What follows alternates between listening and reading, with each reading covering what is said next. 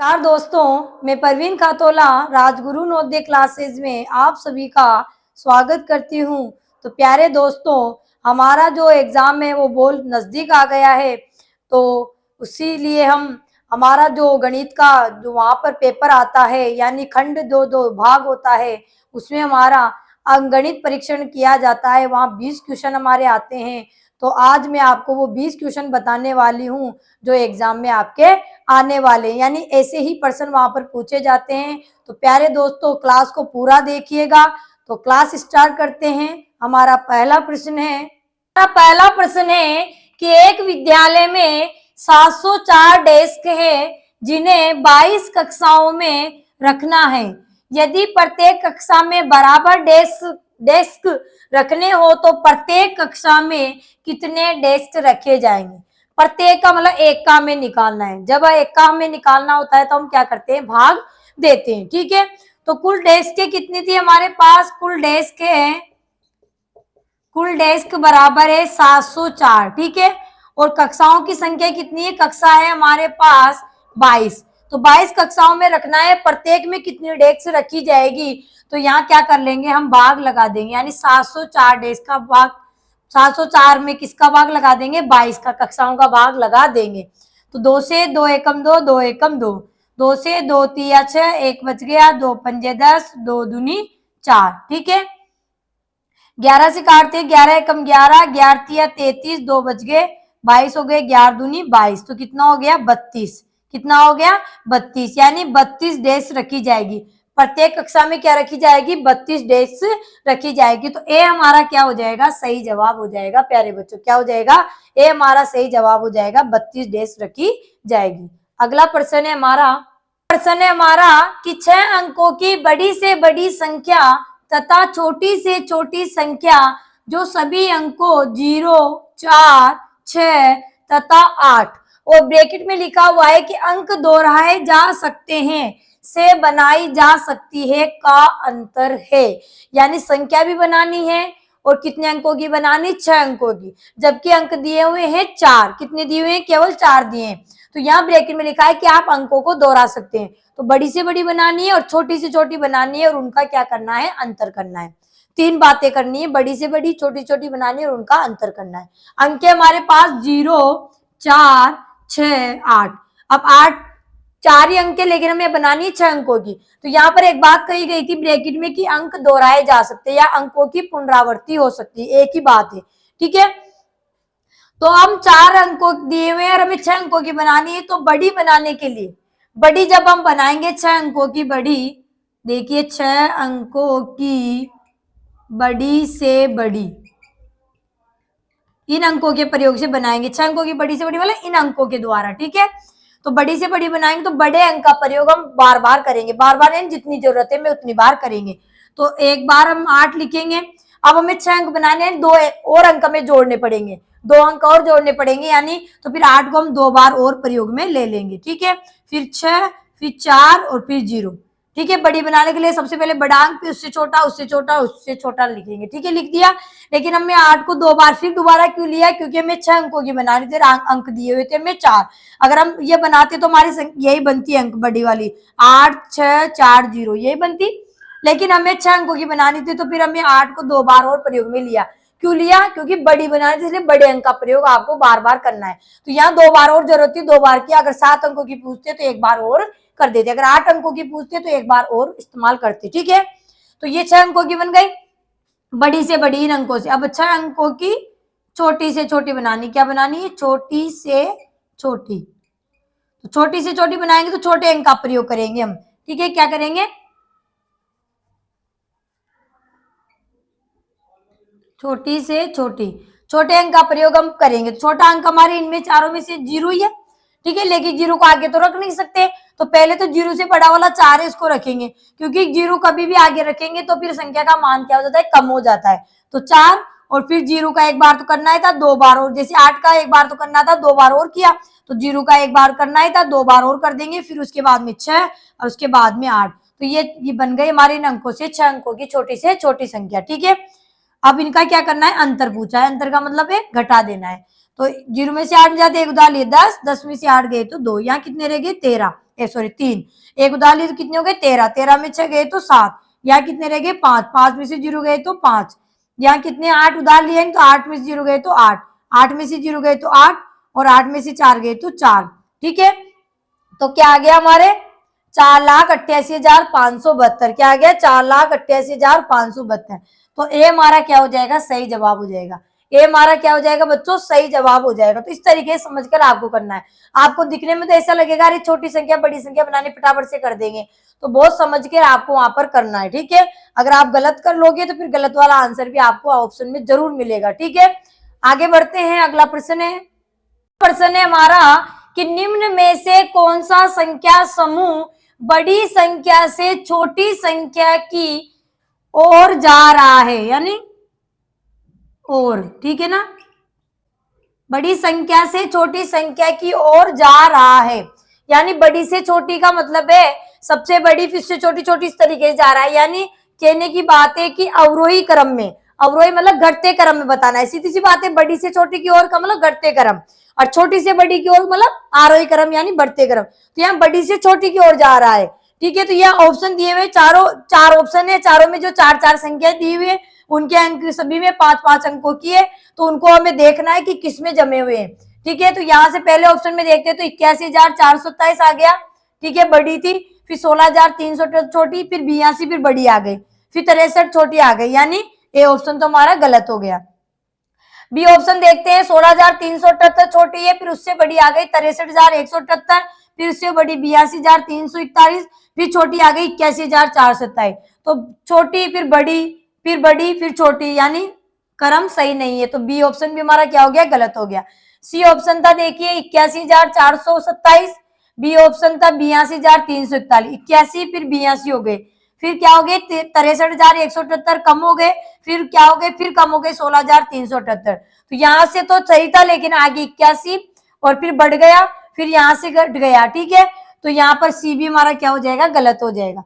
और D option है हमारे पास कि 82,341, उसके बाद 81,427, फिर 63,178, फिर 16,378। ठीक है, तो ये हमारे घटते हुए क्रम यानी बड़ी से छोटी की समूह की ओर जा रही है, तो फिर डी क्या हो जाएगा हमारा सही जवाब हो जाएगा। डी हमारा क्या हो जाएगा प्यारे बच्चों सही जवाब हो जाएगा कि ये संख्या समूह बड़ी से छोटी की ओर चल रहा है, और में सब में कुछ ना कुछ गलती थी, बड़ी छोटी या क्रम सही नहीं जमा हुआ था। ठीक है, अगला प्रश्न है हमारा, प्रश्न है कि निम्न को सरल करके परिणाम को प्रतिशत के रूप में व्यक्त कीजिए, और हमारे पास दिया हुआ है 0.3468 ब्रैकेट गुणा में 4 और बटा में 17। इसको हल करना है और इसका जो परिणाम आएगा उसको प्रतिशत में बदलना है। ठीक है, तो हल करते हैं 0.3468 और गुणा में 4 और बटा में 17। ठीक है, तो इसका पहले हम दशमलव हटाते हैं तो क्या हो जाएगा ये 3,468 और ये गुणा में 4 और बटा में 17 था। अब इसका जब दशमलव हटा तो दशमलव के बाद कितने अंक के 4 अंक के, या यूं कह सकते हैं दशमलव 4 अंकों के बाद लगाए, इसलिए नीचे कितने जीरो लग जाएंगे 4 जीरो हमारे लग जाएंगे। ठीक है, अब काट लेंगे इनको, तो 17 से कट रही है, 17 एकम 17, 17 दूनी 34, आगे 6 उतारे भाग नहीं गया, भाग टूट की 0 और 17 चौक 68। ठीक है, अब गुणा करेंगे 204 को 4 से, क्योंकि दशमलव लगाना है इसलिए जीरो वाली संख्या को हम नहीं काटेंगे, कट तो रही है लेकिन नहीं काटेंगे ताकि हम फटाफट से दशमलव लगा सके, प्रतिशत में बदल सके। तो 4 को 4 से गुणा किया, 4 चौक 16, हासिल का लगा 1, 4 को 0 से गुणा किया 0, 0 में 1 जोड़े तो 1, और 4 को 2 से गुणा किया तो 4 दूनी 8 और बटा में कितना आ गया हमारे 10,000। ठीक है, अब चाहे तो यहाँ दशमलव बदलो फिर प्रतिशत बदल लेना, या फिर डायरेक्ट अपना ये परिणाम आ गया इसको प्रतिशत में बदलना है तो प्रतिशत बदलने के लिए क्या करते हैं 100 से गुणा करते हैं। कोई सी भी नो संख्या हो, दशमलव कुछ भी हो, अगर किसी को भी प्रतिशत में बदलना है तो क्या किया जाता है प्यारे बच्चों 100 से गुणा किया जाता है। सब मैंने क्लास में अच्छे से आपको पढ़ा दिया था, प्रतिशत में बदलना, भिन्न में बदलना, मिश्र भिन्न को साधारण भिन्न बदलना, सारी बेसिक आपको कंप्लीट क्लास में बता दी गई थी। ठीक है, अगर आपको कोई कंफ्यूजन हो तो आप क्लास में जाकर देख सकते हैं। ठीक है, तो गुणा में 100। ठीक है, तो 2 जीरो से तो हमारे 2 जीरो कट गए, अब नीचे 2 जीरो लगे हुए हैं यानी 2 अंक छोड़कर हमें दशमलव लगाना है, तो 6 और 1 2 अंक छूट गए तो दशमलव लग जाएगा 6 1 और ये दशमलव और ये 8, यानी 8.16 क्या आ जाएगा 8.16 हमारा आंसर आ जाएगा। ठीक है, इस तरीके से आपको काम करना है। ठीक है, आप या फिर पूरे कॉल कर सकते हैं, या दशमलव लगा दो, फिर बाद में गुणा कर सकते हैं। यानी जैसे आपके 816 बटा में 10,000 आया ना, तो यहाँ पर कितने अंकों के बाद दशमलव लगाना था? 4 अंकों के बाद। तो यहाँ से आप क्या कर सकते थे? 6, 1, 8, 3 अंक और 4 अंक के लिए 0 और ये दशमलव, ये आ गया। अब परिणाम ये आया। अब बहुत सारे परिणाम को देखकर ये आंसर भी लगा सकते हैं। ठीक है, तो ये करने के बाद हमें क्या करना है? प्रतिशत में बदलना है। तो प्रतिशत में बदलने के लिए क्या किया जाता है? 100 से गुणा किया जाता है। तो 816 तो लिखेंगे, ये पॉइंट के बाद में जो संख्या है तो लिखेंगे, और उसके पीछे 2 जीरो और लगा देंगे। ठीक है, गुणा करने पे ये आया।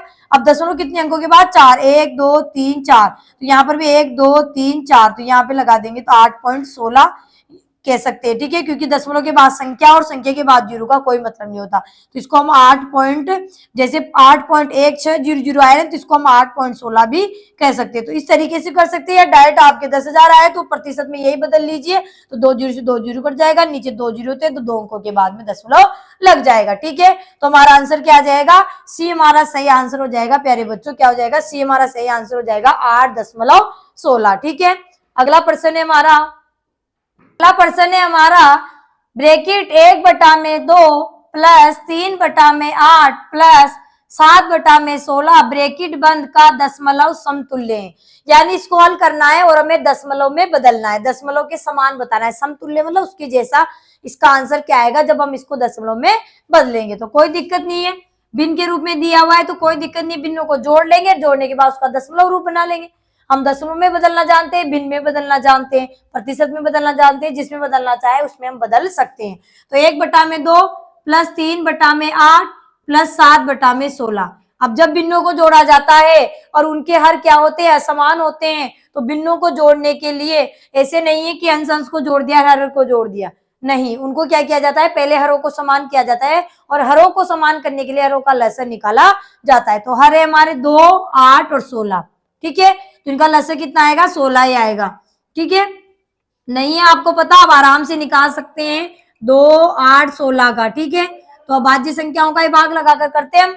तो 2 एकम 2, 2 चौके 8, 2 आठे 16, 2 से 1, 2 दूनी 4, 2 चौके 8, फिर 2 का जा रहा है, 2 एकम 2, 2 दूनी 4, फिर 2 से 1, 1, 2 एकम 2, तो 2 को 2 से गुणा, 2 दूनी 4, 4 दूनी 8, 8 दूनी 16, तो लसर क्या आ गया? 16।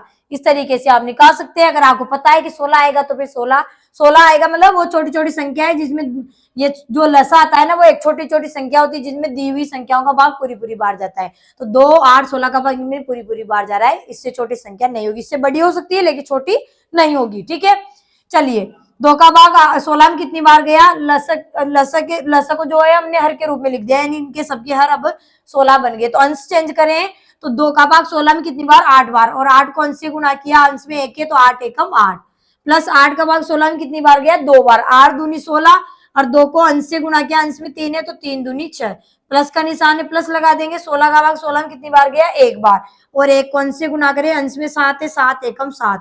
ठीक है, अब इनको क्या कर लेंगे? हम जोड़ लेंगे। तो 8 6 कितने हो गए? 14, और 14 और 7 कितने हो गए? 21, 14 और 7 कितने हो गए? 21, और बटा में 16, 21 बटा में 16 आ गया। यानी 16 का भाग किस में लगाना है? 21 में लगाना है। ठीक है, आराम से लगा लेंगे, दशमलव में बदलना है ना, इसलिए हम इस तरीके से लगा सकते हैं। ठीक है, ताकि हमारे गलती नहीं हो।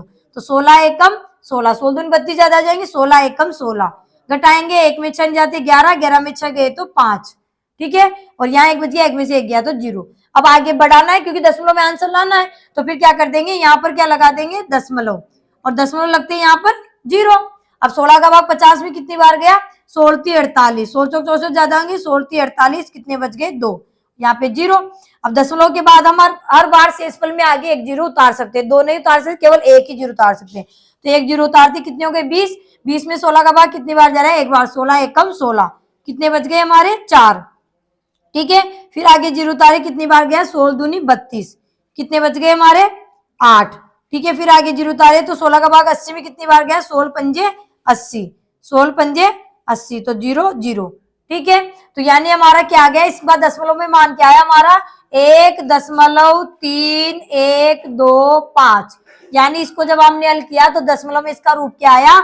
1.3125। अरे गलती से आपने क्या कर दिया? दशमलव अगर आपके गलत लग गया तो फिर आपका ए ऑप्शन भी हो सकता था प्यारे बच्चों। ठीक है, तो हमारा ऑप्शन क्या हो जाएगा, डी हो जाएगा, 1.315। ठीक है।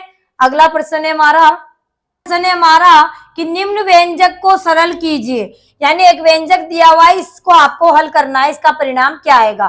ठीक है। तो ऐसे व्यंजक को कैसे हल किया जाता है, बोर्ड मास के नियम से। किससे हल किया जाता है, बोर्ड मास के नियम से। ठीक है। तो इसको यहाँ उतार लेते हैं, 3/2 गुणा में बड़ा ब्रेकेट 7/9 माइनस 2/3 प्लस मझला ब्रेकेट 1/3 प्लस छोटा ब्रेकेट 2/3 माइनस 4/9 छोटा ब्रेकेट बंद मझला ब्रेकेट और बड़ा ब्रेकेट। ठीक है। तो बोर्ड मास के नियम में सबसे पहले बी आता है स्पेलिंग में, तो बी का मतलब होता है ब्रैकेट्स। तो सबसे पहले ब्रैकेट्स हल किए जाते हैं। ब्रैकेट भी 4 प्रकार के होते हैं, रेखीय कोष्टक, छोटा कोष्टक, मझला कोष्टक और बड़ा कोष्टक। जैसे नाम आते हैं वैसे ही इनको हल किया जाता है। सबसे पहले रेखीय कोष्टक, फिर छोटा, फिर मझला, फिर बड़ा। तो यहाँ पर छोटा है, मझला है, बड़ा है। तो सबसे पहले हम क्या करेंगे, छोटे ब्रैकेट को हल करेंगे। ठीक है। तो छोटा ब्रैकेट हमें यहीं पर दिख रहा है, तो सबसे पहले इसको हल करेंगे। तो इसके आगे लिखी हुई है उन बिंदुओं को हम वैसे के वैसे, या जो संख्या है कुछ भी हो उसको हम वैसे के वैसे ही लिख देंगे। तो देखिए 3/2 गुणा में बड़ा ब्रैकेट 7/9 माइनस 2/3 प्लस मझला ब्रैकेट 1/3 प्लस। ठीक है। अब इसके बाद क्या करना है आपको, छोटे ब्रैकेट रोल करना है। छोटे ब्रैकेट में क्या दिया हुआ है, 2/3 में से 4/9 को घटाना है। तो यहाँ हर असमान को हर को समान करेंगे, यानी हरों का क्या लेना पड़ेगा, हमें लस लेना पड़ेगा। तो यहाँ लस कितना आ जाएगा, 3 9 का 9 आ जाएगा। ठीक है। 3 का भाग 9 में कितनी बार गया, 3 बार। कितनी बार, 3 बार। 3 3 9, यानी लसा है ना, उसका भाग हम लगाएंगे, हर का भाग लस में लगाते हैं। तो 3 का बिंदु को जोड़ना बाकी करना, हमने दशमलव बिंदु में पढ़ लिया था अच्छे से। ठीक है ना, तो कोई दिक्कत वाली बात नहीं है। तो 3 का भाग 9 में कितनी बार जाएगा, 3 बार। 3 3 9, 3 को फिर अंश से गुणा करेंगे तो 3 दूनी 6। आगे माइनस का निशान है, माइनस लगा देंगे। 9 का भाग 9 में कितनी बार गया, 1 बार। 1 को अंश से गुणा करेंगे, यानी 4 है, तो 4 एकम 4। अब अभी तक हमारा छोटा ब्रैकेट हल नहीं हुआ है, इसलिए हम छोटा ब्रैकेट लगा देंगे वापस। ठीक है। और मझला और फिर बड़ा। ठीक है। चलिए आगे बढ़ते हैं। 3/2 गुणा में बड़ा ब्रैकेट 7/9 माइनस 2/3 प्लस मझला ब्रैकेट 1/3 प्लस। अब घटाएंगे 6 में से 4 गए तो 2 बच गए, और बटा में 9 तो 2/9 आ गया। अब हमारा जो छोटा ब्रैकेट था वो बिल्कुल कंप्लीट हल हो गया है। तो अब छोटा ब्रैकेट हट जाएगा, मझला और बड़ा बच गया है। अब किसको करेंगे, मझले को। तो जो आगे लिखी थी उसको ऐसे ही लिखते जाएंगे। 3/2 गुणा में बड़ा ब्रैकेट 7/9 माइनस 2/3 प्लस। अब मझले ब्रैकेट में क्या दिया है कि 1/3 में 2/9 जोड़ने, 1/3 में क्या जोड़ने, 2/9। वापस हर असमान है तो हरों का समान करेंगे, तो हरों का लस लेंगे, और 3 लोग का लस पे कितना आएगा, 9 ही आएगा। तो 3 का भाग 9 में कितनी बार, 3 बार। 3 3 9, और 3 को अंश से, अंश में 1 है तो अंश से गुणा करेंगे 3 बार गए, 3 से गुणा तो 3 एकम 3 प्लस का निशान। 9 का भाग 9 में कितनी बार, 1 बार। 1 को अंश से यानी 2 से गुणा करेंगे तो 2 एकम 2। अभी कंप्लीट हल नहीं हुआ है, इसलिए मझला ब्रैकेट वापस लगा देंगे, और ये बड़ा ब्रैकेट। ठीक है। आगे करेंगे तो 3/2 गुणा में बड़ा ब्रैकेट 7/9 माइनस 2/3 और प्लस। अब देखो 3 में 2 जोड़े तो कितने हो गए, 5। तो 5/9। अब मझला ब्रैकेट कंप्लीट हल हो गया है, तो अब क्या बच गया, केवल बड़ा ब्रैकेट। अब इसको हल करेंगे, तो इधर करते हैं हल आगे। तो तीनों को एक साथ करेंगे, यहाँ लिख देती हूँ दोबारा। 3/2 गुणा में बड़ा ब्रैकेट 7/9 माइनस 2/3 प्लस 5/9। अब बड़े ब्रैकेट में तीनों देर के जोड़ भी बाकी भी, तो जोड़ और बाकी हम एक साथ करना भी सीख लिए थे, तो एक साथ भी हम कर सकते हैं। तो 3/2 गुणा में, अब इनका लस लेंगे क्योंकि हर असमान है ना, तो 3 9 3 का लस कितना आ जाएगा, वही 9 आ जाएगा। तो ठीक है, 9 का भाग 9 में कितनी बार गया, 1 बार, और 1 को अंश से यानी 7 से गुणा किया तो 7 एकम 7। आगे माइनस का निशान है, माइनस का लगा देंगे। 3 का भाग 9 में कितनी बार गया, 3 बार। 3 3 9, और 3 को अंश से गुणा करेंगे तो 3 दूनी का 6। आगे प्लस का निशान है, प्लस लगा देंगे। 9 का भाग 9 में कितनी बार गया, 1 बार, और 1 को अंश से गुणा करेंगे यानी 5 है तो 5 एकम 5। ठीक है।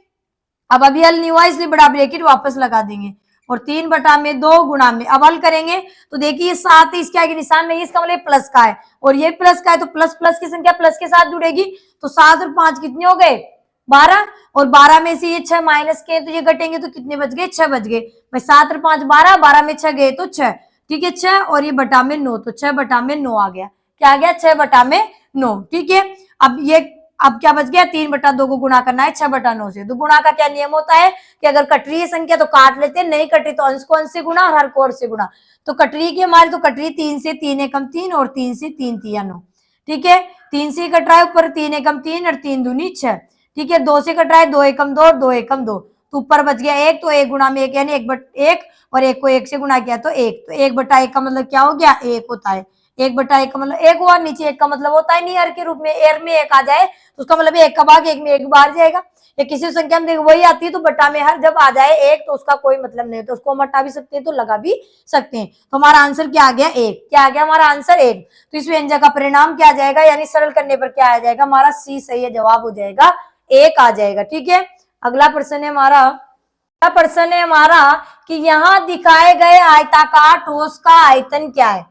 यानी आयताकार ठोस दिया हुआ है, ठोस है मतलब वो पूरा ढका हुआ है, यानी बने हुए हैं इस तरीके 3D के रूप में आपको दिखा हुआ है, यानी इसका आयताकार है रूप।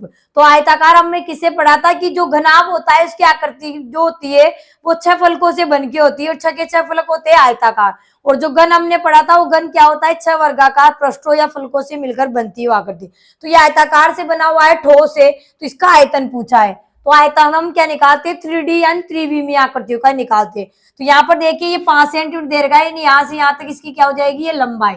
ठीक है, और ये क्या दे रखी है, 3 सेंटीमीटर, यानी ये क्या हो जाएगी, इसकी चौड़ाई। क्या हो जाएगी, चौड़ाई। ठीक है, और ये क्या दे रखी है, 2 सेंटीमीटर, ये क्या हो जाएगी, इसकी ऊंचाई। यानी लंबाई दे दी, चौड़ाई दे दी, ऊंचाई दे दी। ठीक है, तो हमें समझ में आ गया कि ये क्या था, घनाभ था। ठीक है, अब इसका क्या निकालना है, आयतन। तो घनाभ का आयतन निकालने का सूत्र हमने पढ़ रखा है।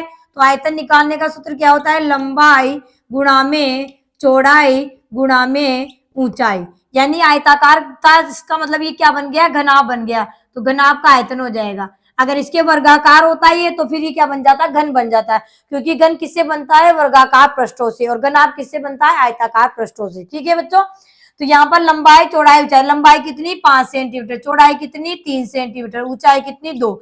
इकाई भी देख लेते, ये भी सेंटीमीटर, ये भी सेंटीमीटर, ये भी सेंटीमीटर, तीनों समान है तो कोई दिक्कत नहीं। अगर समान नहीं है तो तीनों को समान करना पड़ेगा। ठीक है, समान थी तो कोई दिक्कत नहीं है, 5 3 15, 15 दूनी 30, तो 30 आ गया। अब हम आयतन निकालें, अब किसी भी आकृति का हम आयतन निकालें, 3D वाली हमारी कोई सी भी आकृति हो, यानी त्रिविमीय कोई सी भी आकृति में दी हो, उसका आयतन जब हम निकालते हैं तो इकाई हमने पढ़ी थी, इकाई क्या लगाते हैं, घन या क्यूब लगाते हैं। ठीक है, तो यहाँ पर क्या हो जाएगा, ये घन, और किसमें दे रखी थी इसकी लंबाई चौड़ाई ऊंचाई, सेंटीमीटर में, तो घन सेंटीमीटर।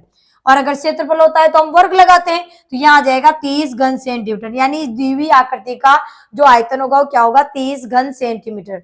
तो हमारा 30, इसमें भी 30, लेकिन यहाँ वर्ग है और यहाँ घन है, तो वर्ग तो किसमें लगाते हैं प्यारे बच्चों, जब हम किसी का क्षेत्रफल निकालते, क्या निकालते हैं, क्षेत्रफल निकालते तब वर्ग इकाई लगती है और आयतन में घन लगती है। तो डी हमारा क्या हो जाएगा, सही जवाब हो जाएगा 30 घन सेंटीमीटर। क्या हो जाएगा, 30 घन सेंटीमीटर। डी हमारा क्या हो जाएगा, सही जवाब हो जाएगा। अगला प्रश्न है कि 3 अंकों की बड़ी से बड़ी संख्या जो 8, 10 तथा 12 से पूर्णतः विभाजित हो। पूर्णतः विभाजित होगा मतलब है कि जो बड़ी से बड़ी संख्या भी इन ऑप्शन में से बताना है। ऑप्शन आपको दिए हुए हैं, बस इन ऑप्शन में से बताना है कि 900 होगी या 960 होगी या 975 होगी या 990 होगी, जो 8 से 10 से 12 से पूर्णतः विभाजित, यानी 8 और 10 12 का वो कौन सी संख्या है इन ऑप्शनों में से जिनमें 8 10 12 का भाग पूरी बार चला जाए। तो फिर बड़ी संख्या में बतानी तो सबसे बड़ा ऑप्शन ही देखेंगे। तो सबसे बड़ा ऑप्शन इसमें क्या दिया हुआ है, 990 सबसे बड़ी है, तो 990 को हम देखते हैं। तो 990 में देखते हैं 8 का भाग जाता है कि, तो 8 का भाग लगा सकते हैं आप। ठीक है, तो 8 से 8 एकम 8, कितने बच गए यहाँ पर 1, और 8 दूनी 16, कितने बच गए 3, 30 में 8 का भाग जाता है, इसका वाला आगे तो चेक करने की आपको जरूरत ही नहीं है। तो 990 तो नहीं है। 990 से छोटी कौन है फिर हमारे, 975, उससे छोटी वाली देखेंगे। अब 975 में देखते हैं तो बच्चों 8 का भाजकता का नियम 10 का, और हमने पढ़ा था 12 का नहीं पढ़ा, लेकिन 8 और 10 का तो आता है ना आपको। तो 10 का भाजकता का नियम क्या कहता है कि इकाई के अंक में अगर 0 हो तो संख्या 10 से पूरी बार विभाजित हो। तो इसमें इकाई का अंक तो 5 आ रहा है, तो ऐसे पता चल गया कि 10 से तो भाग जाएगी नहीं। ठीक है, तो बी ये जो सी ऑप्शन था वो भी हमारा क्या हो गया, गलत हो गया।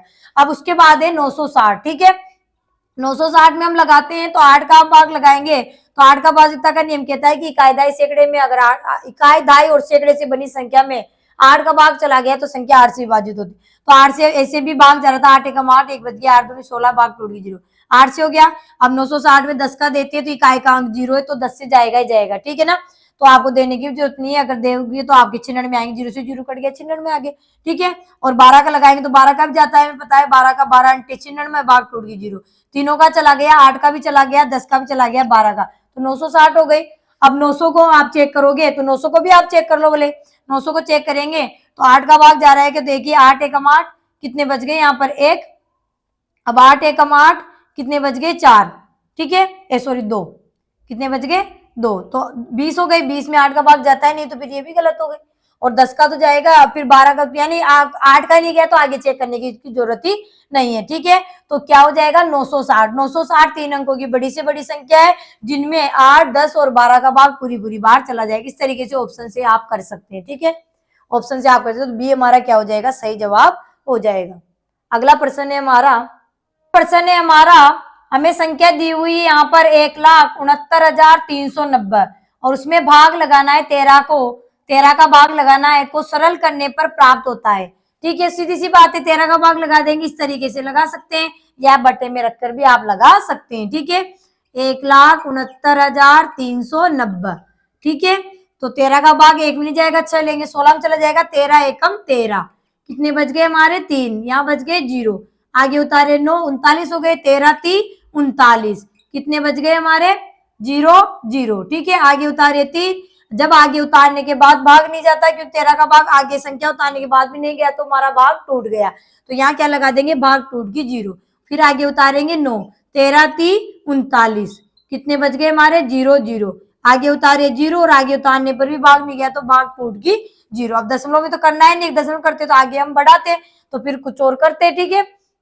तो यहाँ पर आगे होंगे नहीं, पूरा पूरा चला गया ना हमारे, तो यहाँ शेषफल कितने बच गए, यहाँ उतारे थे आगे 0 तो 0 भाग नहीं गया तो भाग टूट गई, 0 हमारे लग गई है, ठीक है। तो शेषफल क्या बच गए 0, भागफल आगे 13,030। तो यहाँ क्या पूछा था, भागफल ही पूछा था कि कितना प्राप्त होगा, तो कितना आ जाएगा 13,030। अगर जिसने भाग टूट गई 0 नहीं लगाई, यानी भाई 0 बच गया तो खत्म हो गया, तो फिर उसके ऑप्शन भी आ सकता था, ठीक है। तो आपको ध्यान रखनी छोटी सी चीज थी, इसलिए मैंने बारीक से यहाँ पर आपको पूरा हल करके बताया, ठीक है। तो डी हमारा सही जवाब हो जाएगा 13,030, ठीक है।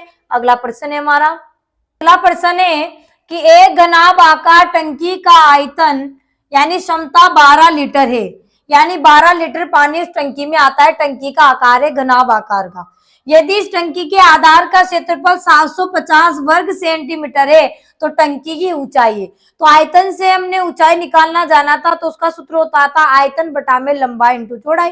तो लंबाई इंटू चौड़ाई तो नहीं है हमारे पास, आयतन तो है, तो फिर क्या करें। तो यहाँ देखिए आधार का क्षेत्रफल दिया हुआ है, तो टंकी जब घनाभ आकार तो उसका आधार का मतलब लंबाई इंटू चौड़ाई, आधार वही तो होगा लंबाई इंटू चौड़ाई, और ऊंचाई हमारा ऊंचाई हो जाएगी उसकी, ठीक है। घनाभ आकार है 3D में, तो लंबाई इंटू चौड़ाई, इसका मतलब लंबाई और चौड़ाई नहीं दे रखी है और उसका क्षेत्रफल डायरेक्ट दे रखा है, तो बात तो वही की वही रही ना कि लंबाई इंटू चौड़ाई करो या आधार करो, एक ही बात है, ठीक है। मैंने आपको जब घन और घनाभ बताया था तब क्लास में अच्छे से आपको ये बात समझा दी थी कि आधार का क्षेत्रफल का मतलब है लंबाई और गुणा में चौड़ाई है, ठीक है। तो दोनों का क्षेत्रफल यानी लंबाई चौड़ाई यानी क्षेत्रफल दे रखा है 750 वर्ग सेंटीमीटर, यानी लंबाई चौड़ाई एक साथ दे दी, मैं कहने की बात ये हो गई, ठीक है।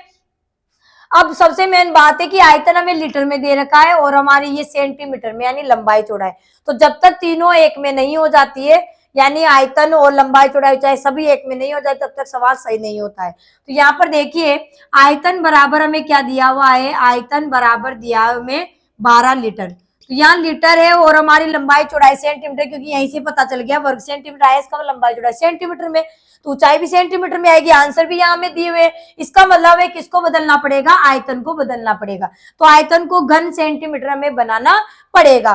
तो प्यारे बच्चों 1 लीटर बराबर होते हैं 1000 घन सेंटीमीटर, 1 लीटर बराबर क्या होते हैं 1000 घन सेंटीमीटर। तो 12 लीटर बराबर कितने घन सेंटीमीटर होंगे, तो 12 गुणा में 1000 कर देंगे यानी 12,000 घन सेंटीमीटर, ठीक है। अब आयतन हमारा सेंटीमीटर हो गया, अब कोई दिक्कत नहीं है, ठीक है।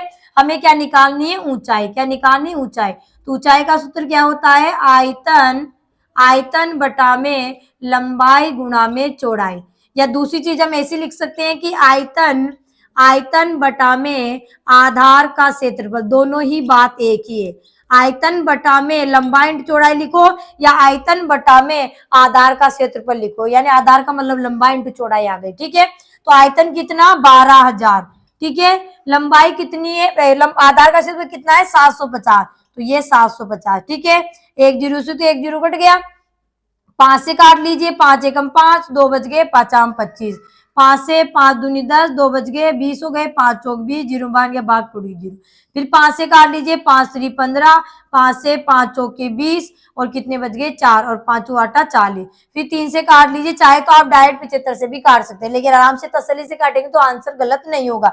3 से 3 एकम 3, एक बच गया 18 हो गए, 3 छक्के 18, तो कितना आ गया 16, कितना आ गया काटने पर 16 आ गया। ठीक है, तो हमारे 16, और ये देखो सेंटीमीटर में था और ये आयतन भी सेंटीमीटर, तो ये भी क्या होगी सेंटीमीटर में आएगी। तो हमारी जो ऊंचाई है वो क्या आ गई 16 सेंटीमीटर, ऊंचाई क्या आ गई 16 सेंटीमीटर, तो सी हमारा क्या हो जाएगा, सही जवाब हो जाएगा 16 सेंटीमीटर। अगला प्रश्न है हमारा, अगला प्रश्न है हमारा कि एक घनाभ आकार बर्तन जिसकी विमाएं 20 सेंटीमीटर गुणा में 10 सेंटीमीटर गुणा में 30 सेंटीमीटर है, में कितना दूध संचित किया जा सकता है, रखा जा सकता है, यानी क्षमता, यानी आयतन हमसे पूछा है, या धारिता हम कह सकते हैं। ठीक है, कि बर्तन का आयतन कितना होगा, कितना उसमें दूध रखा जा सकता है, सीधी सी बात है। तो यहाँ पर 3 हमें दी हुई, इसका मतलब एक लंबाई है, चौड़ाई है, ऊंचाई, 2 जब हमें दी होती है तो एक लंबाई और एक चौड़ाई, और 3 जब हमें इस तरीके विमाएं दी होती है, इसका मतलब लंबाई चौड़ाई और ऊंचाई दी हुई है।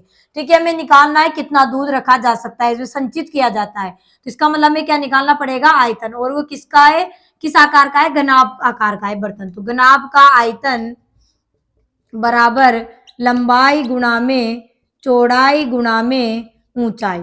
लंबाई कितनी है, देखो लंबाई चौड़ाई चाहे तीनों सेंटीमीटर में तो कोई दिक्कत नहीं है, लंबाई 20 है, चौड़ाई 10 है और ऊंचाई 30 है।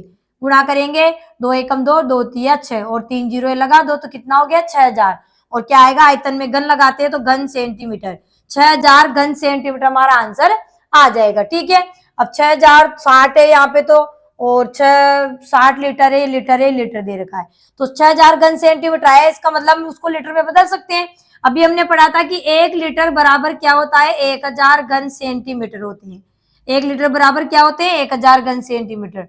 तो 2 लीटर बराबर 2000, 3 लीटर यानी 3000, 4 लीटर यानी 4000, 5 लीटर 5000, 6000 घन, 6 लीटर मतलब 6000 घन, यानी 6000 घन सेंटीमीटर कितने लीटर बन जाएंगे, 6 लीटर बन जाएंगे, कितने लीटर, 6 लीटर। इसका मतलब उस बर्तन में कितना दूध संचित किया जा सकता है, रखा जा सकता है, क्षमता कितनी उसकी, ये कह सकते हैं धारिता कितनी है, 6 लीटर की धारिता है या 6 लीटर की क्षमता है, 6 लीटर दूध उसमें रखा जा सकता है। तो डी हमारा क्या हो जाएगा, सही जवाब हो जाएगा। तो इकाई को भी आपको ध्यान रखना है कि इकाइयां आपको पता होनी चाहिए, लीटर, मीटर, ग्राम, किलोग्राम, सेंटीमीटर, घंटे, मिनट, सेकंड, सारी इकाइयां आपको ध्यान होनी चाहिए। तो ये बात आपको क्लास में मैंने अच्छे से समझा दिया था। ठीक है, तो 6 लीटर आपका क्या हो जाएगा, इसका आंसर हो जाएगा डी नंबर। अगला प्रश्न है हमारा, प्रश्न है एक पार्किंग वाली जगह में खड़ी प्रत्येक 8 कारों में एक नीले रंग की है, इस समूह में कितने प्रतिशत कारें नीली है, यानी नीली का हमें प्रतिशत निकालना है, तो जिसका भी प्रतिशत निकाला जाता है उसको हम ऊपर लिखते हैं अंश के रूप में, और जिसमें से निकाला जाता है उसको हम नीचे लिखते हैं, यानी कुल को हम नीचे लिखते हैं गुणा में 100, क्योंकि प्रतिशत बदल रहे हैं ना। तो 8 कारों में से एक कार नीली है, तो नीले रंग की कारों का प्रतिशत हमें यहाँ पर पूछा है कि समूह में कितनी प्रतिशत कारें नीली है। ठीक है, तो नीली कारों का प्रतिशत, नीली कारों का प्रतिशत हमें निकालना है, तो नीली कारें कितनी, एक है, तो ऊपर एक, जिसका प्रतिशत निकालते हैं ऊपर, और किसमें से 8 कारों में से, तो 8 नीचे, और गुणा में प्रतिशत के लिए 100 से तो गुणा करते ही है, तो 4 से 4 दूनी 8 और 4 से कितनी बार 25 बार। अब 25 बटा में 2 आ गया, तो यहाँ बिन में नहीं, आंसर दशमलव में दिया हुआ है, तो यहाँ 2 से पूरा नहीं जा रहा, तो 2 एकम 2, 2 से 2 दूनी 4, 1 बच गया, भाग में जरा पॉइंट, पॉइंट लगती 0 और 2 पंजे 10, तो 12.5%, यानी 12.5% कारें क्या है, नीली है। तो डी हमारा क्या हो जाएगा, सही जवाब हो जाएगा। अगला प्रश्न है हमारा, प्रश्न है कि 2 बालिगों की आयु वर्षों में का गुणनफल 770 है, इनकी आयु का योगफल क्या है। बहुत ही शानदार प्रश्न है, बालिगों की आयु बोला गया है, तो बालिग का मतलब होता है जिनकी आयु 18 वर्ष से ऊपर होती है उसको हम बालिग बोलते हैं, और 18 वर्ष से जो नीचे आयु होती है उनको हम नाबालिग बोलते हैं। ठीक है, तो यहाँ बालिगों की आयु पूछी गई है और उनका गुणनफल क्या है 770 है, उनका योगफल पूछा गया है। तो यहाँ पर इस प्रश्न को हम कैसे हल करेंगे कि 770 के हम अभाज्य गुणनखंड निकालेंगे। ठीक है, तो 2 से जा रहा है, 2 तिया 6, 1 बच गया, 2 8 16, 1 बच गया, 2 पंजे 10, 3 का जाएगा क्या, देखिए 8 और 5 13, 13 8 से 16 हो गए, तो 16 में तो नहीं जाएगा। ठीक है, तो 5 का देंगे, 5 7 35, कितने बच गए 3, और 5 7 35, 7 का जा रहा है 11 बार, 11 एकम 11, ये इसके गुणनफल हो गए। अब इनको हम इस तरीके से गुणा करके हमें लिखना पड़ेगा कि उनकी दो बालक हमें बनाने पड़ेंगे, उनकी आयु बनानी पड़ेगी, 2 का ग्रुप बनाना पड़ेगा जिनका योगफल क्या आएगा, गुणनफल तो हमें दिया हुआ है 770, तो इनको कैसे भी गुणा करेंगे गुणनफल तो 770 आएगा। तो अगर 2 और 5 लेते हैं और एक 7 और 11 लेते हैं तो 2 पंजे 10 और 1 11 7 77 होते हैं। ठीक है, लेकिन जो हमने आयु ली है, एक की 10 वर्ष, एक की 77 मानी है, तो फिर ये 10 वर्ष वाला तो 18 से कम आयु हो गई, तो ये तो नाबालिग हो गया, और ये जो है हमारे 77 वो क्या हो गया, ये तो बड़ा हो गया। ठीक है, तो सही है लेकिन ये गलत है, तो फिर ये ऑप्शन से तो हम नहीं करेंगे। यानी अगर आप इस तरीके से करके देखोगे तो इन दोनों का योग कितना आ जाएगा, हमारे 87, जो ये ऑप्शन में दे रखा है। लेकिन ये गलत क्यों होगा, क्योंकि यहाँ पर एक की आयु 10 वर्ष है और एक की 77, एक की तो कितनी है 10 वर्ष और एक की 77 वर्ष। ठीक है, तो ये एक तो क्या हो गया, नाबालिग हो गया। तो यहाँ दो बालिग क्या है, ये शब्द पर ध्यान देना है, बहुत ही इंटरेस्टिंग प्रश्न था, बहुत ही शानदार। ठीक है, तो ये भी नहीं ले सकते। और अगर हम इस तरीके से 5 और 7 को लेते हैं और 11 और 2 को लेते हैं, तो 5 7 35 और 11 दूनी 22, यानी एक की तो 35 वर्ष और एक की हो जाएगी 22 वर्ष। तो ये भी 18 से ऊपर, ये भी 18, तो दोनों बालिग हो गए, तो ये हो सकता है। ठीक है, और को आप करके देख लीजिए, 2 पंजे 10, 10 7 70, 70 और 1 11 हो गया, तो भी नाबालिग हो गया, 1 11 हो गया। ठीक है, और 11 पंजे 55 ले ले अपन, एक है ना भाई, 11 और 5 को लेंगे तो 11 पंजे 55, और एक 7 और 2 ले ले तो 7 दूनी 14, तो ये 14 वाला नाबालिग हो गया, तो ये भी गलत हो सकता है। तो फिर सही क्या होगा, केवल 35 और 22 वाला ऑप्शन ही हमारा सही होगा, यानी एक की तो 35 वर्ष, एक की 22 वर्ष, तो दोनों ही क्या होंगे, बालिग होगी, दोनों की 18 से ऊपर आ रही है। जैसे ये दोनों लिया तो ये नाबालिग हो रहा था, इनमें लिया तो ये भी नाबालिग हो रहा था। ठीक है, तो फिर ये ऐसे ऑप्शन हमारे नहीं आएंगे। और ये लोग आप 2 पंजे 10, 10 7 70 और हाँ 10 7 70 और 1 11, तो यहाँ पर भी ये नहीं होगा। ठीक है, तो ये तीनों तरीके से तो मान्य हो, तो इससे सही होगा। तो फिर हमारी आयु क्यों हो जाएगी इन दोनों की, 35 + 22 बराबर कितना हो जाएगा, 57 वर्ष, यानी उन दोनों बालिगों की आयु का योगफल क्या हो जाएगा, 57 वर्ष। कितना हो जाएगा, 57 वर्ष हो जाएगा। तो सी हमारा क्या हो जाएगा, सही जवाब हो जाएगा। बहुत ही शानदार प्रश्न है, बहुत ही शानदार प्रश्न है, तो सी हमारा क्या हो जाएगा, सही ऑप्शन हो जाएगा। अगला प्रश्न है कि एक किसान राजू ने अपने सब्जी के बाग जो वर्गाकार है के बाड़ लगाना चाहता है, जिसकी भुजा 10 मीटर है तथा 2 मीटर के अंतराल पर खंबे गाड़े गए, तो उसे ऐसे कितने खंभों की जरूरत होगी। तो जब भी बाड़ लगाने की बात आती है, इसका मतलब में परिमाप तो निकालना होता है। ठीक है, अब यहाँ बाग किस आकार का है, उसका वर्गाकार है। ठीक है, और यहाँ पर वर्गाकार बाग है, उसकी भुजा दे रखी 10 मीटर। अब यहाँ पर वो जो बाग था वो वर्गाकार था, कैसा था, वर्गाकार।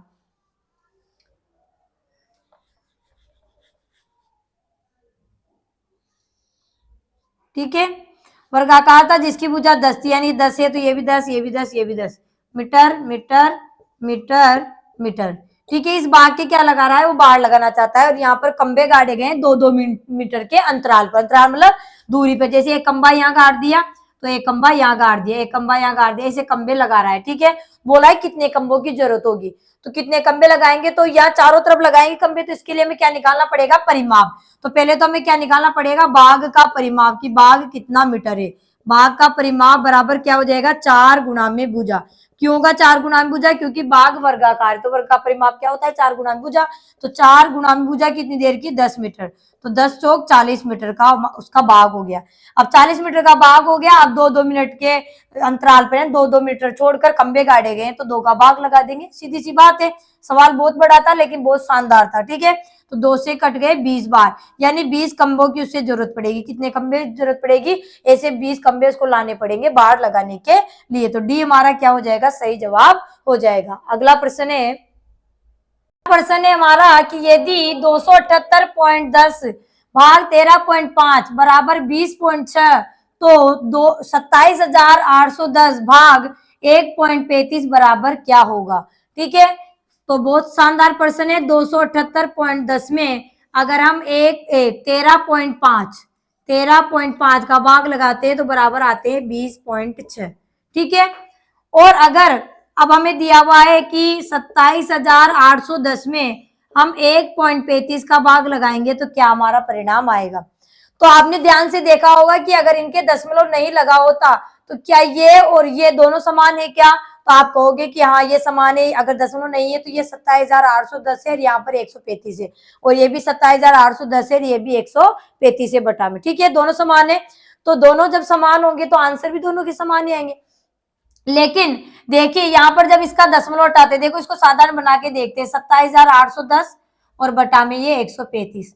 अब जब इसका दशमलव उठाएंगे तो दशमलव के बाद 2 अंक तो नीचे तो लग जाएंगे 100, और इसका दशमलव उठाएंगे तो ऊपर, यानी दशमलव नीचे काटता है तो ऊपर जीरो लगते हैं और ऊपर काटाते हैं तो नीचे लगते हैं। तो एक जीरो से तुम्हारा एक जीरो कट गया। ठीक है।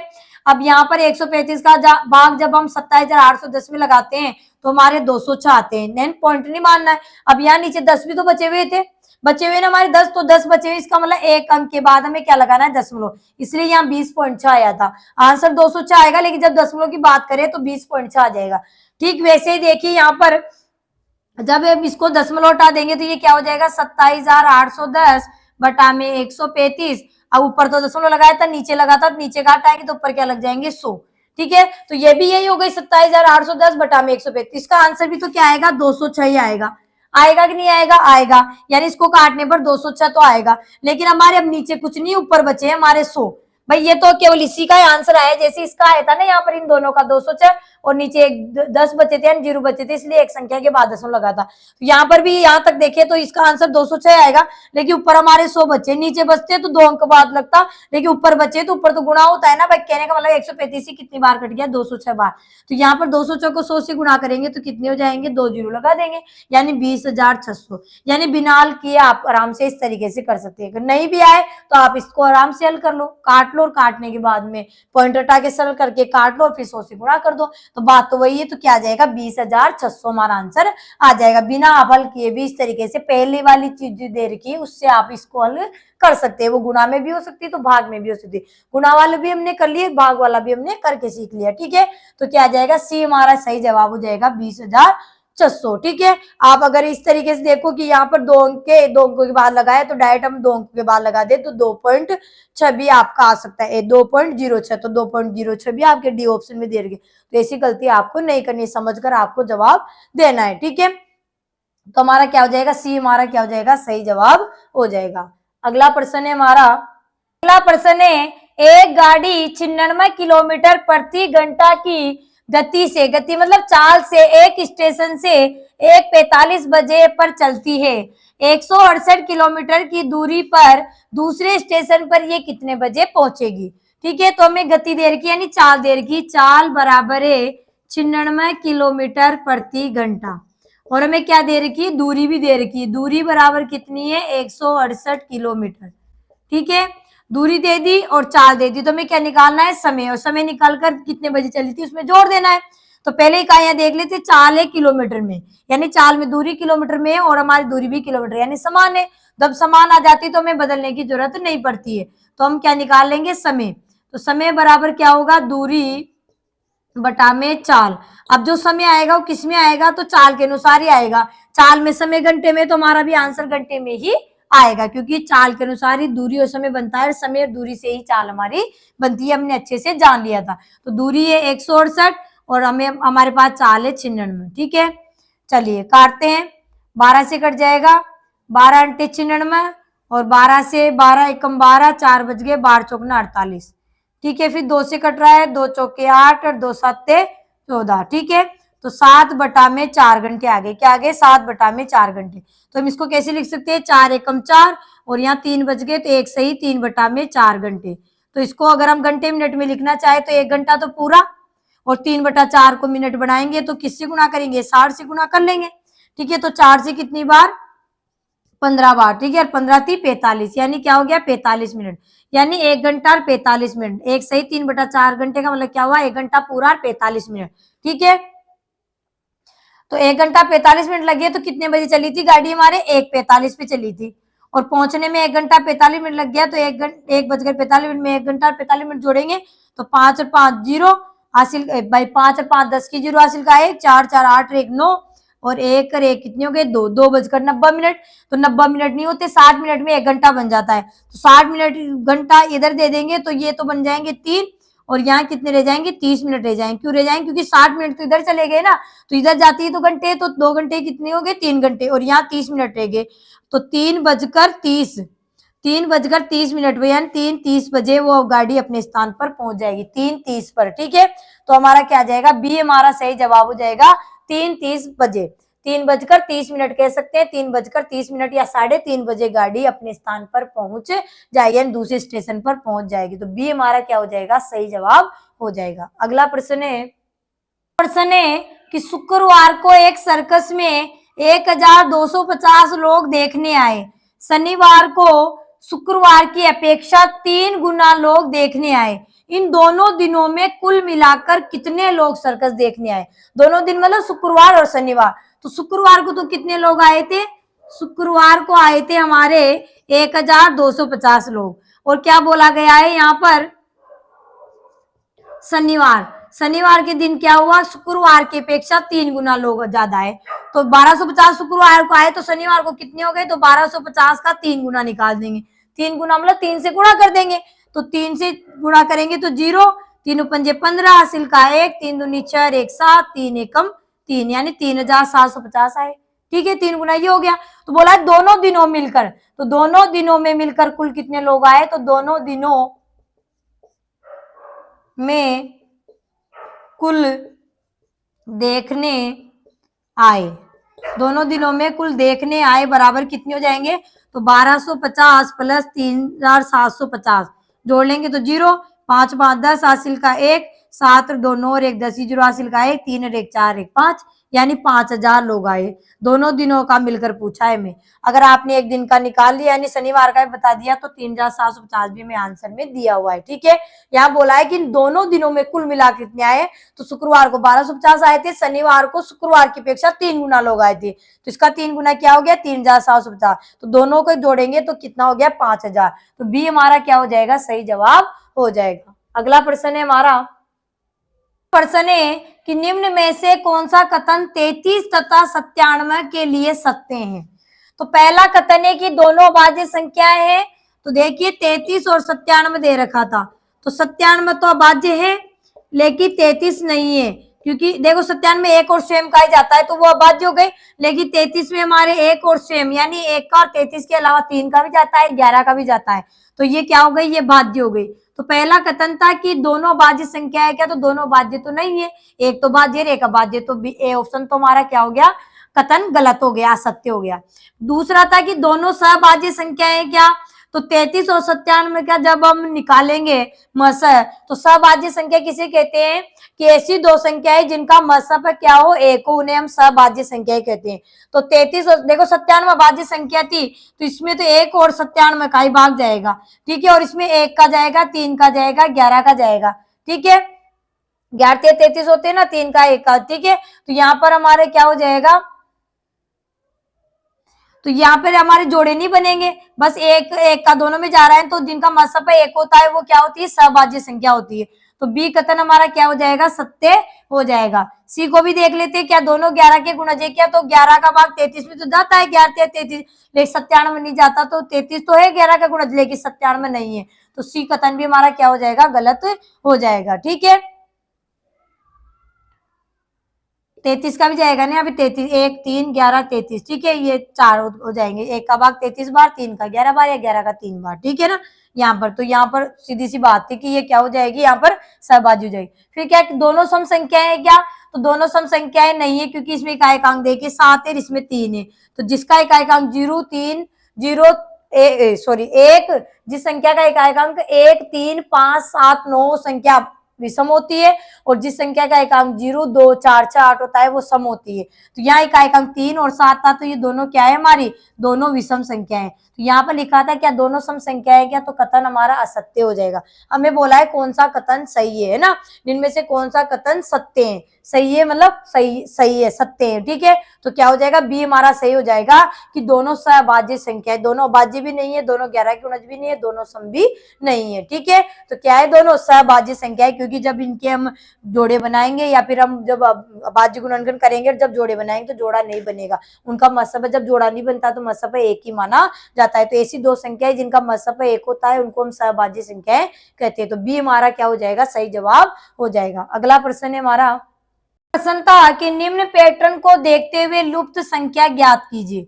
यानी ये जो त्रिभुज बने हुए इनके बाहर जो संख्या अंदर लिखी हुई एक पैटर्न पर आधारित है, उस पैटर्न को आपको समझना है। उसी पैटर्न के आधार पर जो यहाँ पर प्रश्नवाचक लगा हुआ है, क्वेश्चन मार्क लगा है, यहाँ पर लुप्त जगह पर कौन सी संख्या आपके आएगी। तो देखिए पैटर्न को देखते हैं। तो 4, 3, 7 और 2, 9 ये तो नहीं हो रहा, 4 में 2 गए 2, 2, 2, 2 और 3 5 ये भी नहीं हो रहा। तो देखिए इधर से 3 में से 2 गए तो कितने बचते हैं हमारे 1, और 1 को जब 4 से गुणा करते हैं तो 4 आते हैं। देखते हैं अगला भी ऐसा है कि तो 15 में से 13 गए तो 2 बचते हैं, 2 को 3 से गुणा करते हैं तो 6 आते हैं। इसका मतलब ये पैटर्न सही है। देखिए अगले भी सही है क्या, तो 17 में से 13 गए तो 4 बचते हैं, 4 को 2 से गुणा करते हैं तो 8 आते हैं। इसका मतलब पैटर्न हमारा बिल्कुल सही चल रहा है। तो इस लास्ट वाले को भी ऐसे करेंगे तो 12 में से 10 गए तो 2 बचेंगे और 2 को 2 से गुणा करेंगे तो 4, यानी इस लुप्त जगह पे क्या आ जाएगा हमारा 4 आ जाएगा। क्या आ जाएगा, 4 आ जाएगा। तो बी हमारा क्या हो जाएगा, सही जवाब हो जाएगा। तो अगला प्रश्न है हमारा, प्रश्न है कि एक दुकानदार 15 रुपए प्रति कॉपी या 5 कॉपियों का बंडल 65 रुपए में बेचता है। यदि विनोद 12 कॉपियां खरीदे तो इसके लिए उन्हें कितने रुपए देने होंगे। यानी एक कॉपी लोगे तो 15 रुपए की देगा, प्रति का मतलब होता है एक कॉपी 15 रुपए की, या 5 कॉपियों का बंडल कितने का दे रहा है, 65 रुपए का दे रहा है। तो 12 कॉपियां खरीदनी, विनोद को कितने रुपए देने पड़ेंगे। तो 12 कॉपियों में 5 के कितने पैकेट बनेंगे हमारे, एक पैकेट में 5 कॉपियां और एक पैकेट में 5, 10 कॉपियां हो गई। और 2 कॉपियां में क्या लेनी पड़ेगी, खुली ही लेनी पड़ेगी, ठीक है। तो एक पैकेट कितने का, 2 पैकेट बन गए ना, 5 इसमें 5 इसमें, 2 पैकेट हो गए। तो एक पैकेट का मूल्य कितना है, पैकेट कह सकते हैं बंडल कह सकते हैं। तो एक बंडल का मूल्य कितना है, एक बंडल 5 कॉपी आती है एक बंडल में, तो एक बंडल कितने का दे रहा है, ये 5 कॉपियों का 65 रुपए का। तो 2 बंडल कितने के आ गए हमारे, 2 बंडल बराबर, इस प्रकार से ग्रुप बनाने होते हैं। जब भी इस प्रकार से प्रश्न आए कितने रुपए देने पड़ेंगे तो खुली का अलग निकालते हैं, पैकेटों का अलग निकालते हैं, ठीक है। तो 12 कॉपी में 2 पैकेट बन जाएंगे, 2 कॉपियां खुली लेनी पड़ेगी, 5 इसमें 5 इसमें 10 और 2 12, एक बंडल 65 का, तो 2 कितने हो जाएंगे, 65 गुना में 2, ठीक है। तो 2 पंजे 10, 2 छकी 12, 1 13, 130, 65 गुना 130 हो जाएंगे, 130 रुपए तो ये हो गए। तो ये तो 10 कॉपियों का हो गया। अब 12 कॉपियां लेंगे तो 2 कॉपियां खुली लेंगे, तो एक कॉपी कितने की दे रहा है वो, ऐसे तो एक कॉपी 12 की, देखो बंडल में सस्ती पड़ रही है ना हमारी कॉपी, ठीक है, 13 रुपए की पड़ रही है। ऐसे 13 की क्या रे, इसमें 5 का पैकेट दे रहा है ना यहाँ पे, हाँ। तो यहाँ पर 13 रुपए की पड़ रही है, ऐसे कॉपी कितने की पड़ रही है, 15 रुपए की, यहाँ 12 लिख दिया 15, ठीक है। पैकेट में तो 13 की पड़ रही है, ऐसे एक कॉपी कितने की पड़ रही है, 15 रुपए की, ठीक है। तो एक कॉपी 15 की हो गई, तो 2 कॉपी कितनी की हो जाएगी, 2 कॉपी बराबर हो जाएगी 15 गुणा में 2 बराबर 30 रुपए की, ठीक है। तो 2 कॉपियां की 30 और 10 कॉपियों का 130, तो कुल मिलने कितना हो गया, 130 प्लस 30 बराबर 160 रुपए, यानी 160 रुपए देने पड़ेंगे। विनोद को 12 कॉपियां लेनी होगी तो कितने रुपए देने पड़ेंगे, 160 रुपए देने पड़ेंगे। तो बी हमारा क्या हो जाएगा, सही जवाब हो जाएगा कि 160 रुपए में आएगी 12 कॉपियां, ठीक है। इस तरीके से आपको बंडल या पैकेट दिए होते हैं, तो उन जो जितनी कॉपियां हैं, जितने भी पेन पैकेट किसी का भी दिया हो तो उनके आपको पैकेट या बंडल बनाने होते हैं। तो यहाँ 12 कॉपियां खरीदनी थी, तो एक बंडल में 5, तो दूसरे बंडल में 5, तो 10 हो गई, 10 का मतलब 2 पैकेट हो गए या 2 बंडल हो गए, एक बंडल 65 का, तो 2 बंडल कितने हो गए, 130 के। और ऐसे एक कॉपी कितने की दे रहा था, 15 रुपए की, तो एक कॉपी 15 की, तो 2 कॉपियां तो लेनी है फिर हमें, तो 2 कॉपियां कितने की, 30 की, 10 कॉपियों का 130, 2 कॉपियों का 30, तो कितना हो गया 160, तो 160 रुपए में उनको मिलेगी, ठीक है। तो प्यारे साथियों, आज हमने जो हमारे अंगणित परीक्षण में जो आने वाले 20 प्रश्न है वैसे ही प्रश्नों को आज हमने हल किया है, और भाषा जो प्रश्नों की वही आएगी, ऐसे ही प्रश्न आएंगे। जितने भी टॉपिक हमने क्लास में पढ़े थे उन्हीं से संबंधित प्रश्न हमारे वहां पूछे जाएंगे। तो आई होप आपको प्रश्न अच्छे लगे होंगे। तो अगर आपको प्रश्न अच्छे लगे तो इनको जरूर से जरूर पढ़िएगा, क्योंकि एग्जाम हमारे बहुत नजदीक आ गया है। तो इन सबको पढ़ोगे तो आपको बेनिफिट ही मिलेगा। तो अगर आपको वीडियो अच्छा लगा हो, आपको पसंद आई हो क्लास, तो वीडियो को लाइक करें, चैनल को सब्सक्राइब करें। तब तक के लिए धन्यवाद। जय हिंद, जय भारत। मिलेंगे नेक्स्ट वीडियो में।